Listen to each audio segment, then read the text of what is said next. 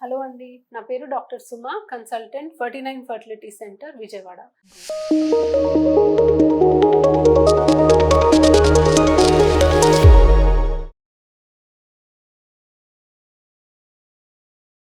సంతానలేమి సమస్య చాలా కామన్ అండి. ఈ మధ్య కాలంలో ప్రతి ఒక్క ఇంట్లో ఎవరో ఒకళ్ళు ప్రెగ్నెన్సీ రాక బాధపడుతూనే ఉన్నారు. సో, మీరు గమనించుకుంటే మీకు తెలిసిన వాళ్ళల్లో గూడా డెఫినెట్‌లీ ప్రెగ్నెన్సీ కోసం ట్రై చేసి రావట్లేదు అని బాధపడే వాళ్ళు మీకు ఖచ్చితంగా కనిపిస్తారు. సో, ఇలాంటి సమయంలో లేడీస్‌లో కొన్ని సైన్స్ అండ్ సింప్టమ్స్ మీరు గమనించుకుంటే ముందుగానే మీరు డాక్టర్‌ని సంప్రదించి అది కరెక్ట్ చేసుకోవడానికి ఛాన్సెస్ ఉంటాయి. సో, ఫ్యూచర్‌లో మీకు సంతానలేమి సమస్యలు వస్తది అని ఏమన్నా సైన్స్ అండ్ సింప్టమ్స్ మీకు తెలిస్తే మీరు కొంచెం గమనింపుగా ఎక్కువ కాలం టైం వేస్ట్ చేసుకోకుండా ట్రీట్మెంట్ తీసుకోవడానికి ఛాన్సెస్ ఉంటాయి. సో, ఎలాంటి సింప్టమ్స్ అంటే మీకు ఎలాంటి హింట్స్ వస్తాయి మీకు కొంచెం మీరు దానివల్ల మీరు కొంచెం అలర్ట్ అయ్యి ముందుగానే చూపించుకోవడానికి ఛాన్సెస్ ఉంటది. So, first and foremost irregular periods అండి. సో, సైకిల్స్ అనేవి చాలా లేట్‌గా రావడం, మెడిసిన్ యేసుకుంటే తప్ప రాకపోవడం.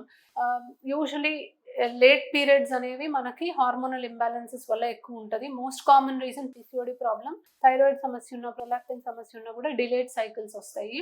సో, డిలేడ్ సైకిల్స్ ఉన్నప్పుడు ఎగ్ పెరిగి రిలీజ్ అవ్వడం సరిగ్గా జరగకపోవచ్చు, లేట్‌గా జరగచ్చు, అస్సలు జరగకపోవచ్చు కాబట్టి ప్రెగ్నెన్సీ డిలే అవ్వచ్చు.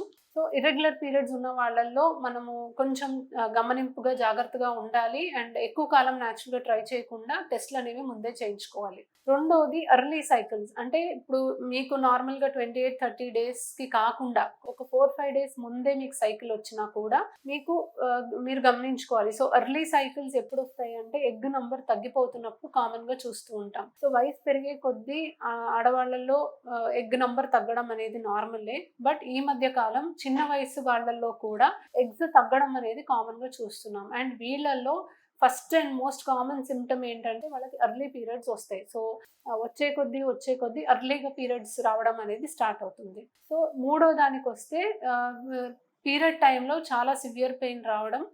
ఇంతకుముందు పెయిన్ అనేది లేకుండా తర్వాత సైకిల్స్‌లో పెయిన్ రావడం స్టార్ట్ అవ్వచ్చు. లేదా ఇంటెన్సిటీ పెరగొచ్చు. అండ్ ఈ పెయిన్ నార్మల్‌గా పీరియడ్‌తో పాటు వచ్చి పీరియడ్ అవ్వంగానే తగ్గిపోవడం కాకుండా పీరియడ్‌కి ముందు, పీరియడ్ తర్వాత కూడా పెయిన్ వస్తూ ఉంటుంది. సో, ఇది one of the most common symptoms of endometriosis అండి. సో, ఎండోమెట్రియోసిస్ ఉన్న వాళ్ళలో కూడా ఈ పీరియడ్‌లో చాలా సివియర్ పెయిన్ అండ్ ఎవ్రీ సైకిల్‌తో పాటు ఈ పెయిన్ ఇంటెన్సిటీ పెరుగుతుంది. అండ్ పీరియడ్‌కి ముందు, వెనక కూడా ఈ పెయిన్ అనేది పర్సిస్ట్ అవుతుంది. ప్రోగ్రెసివ్ డిస్మెనోరియా ఉన్నా కూడా మీకు ఫ్యూచర్‌లో ఫెర్టిలిటీ ప్రాబ్లమ్స్ వచ్చే ఛాన్సెస్ అనేవి ఉంటాయి. నాలుగో దానికొస్తే హెవీ బ్లీడింగ్ అవ్వడం. సో, హెవీ బ్లీడింగ్ అవుతుంది అన్నప్పుడు ఏదైనా ప్రాబ్లమ్ ఉందా అని మీరు గమనించుకోవాలండి. సో, ఫైబ్రాయిడ్స్ లాంటి ప్రాబ్లమ్స్ ఉంటే మీకు చాలా హెవీ బ్లీడింగ్ అవుతుంది. ఐదోది వైట్ డిశ్చార్జ్ అవ్వడం. సో, వైట్ డిశ్చార్జ్ అది కూడా ఇన్ఫెక్షన్‌కి సంబంధించిన డిశ్చార్జ్. అంటే రంగు మారి వాసనొస్తుంది, దురదగా ఉంటుంది. ఇవన్నీ ఇన్ఫెక్షన్స్ వల్ల వచ్చే వైట్ డిశ్చార్జ్.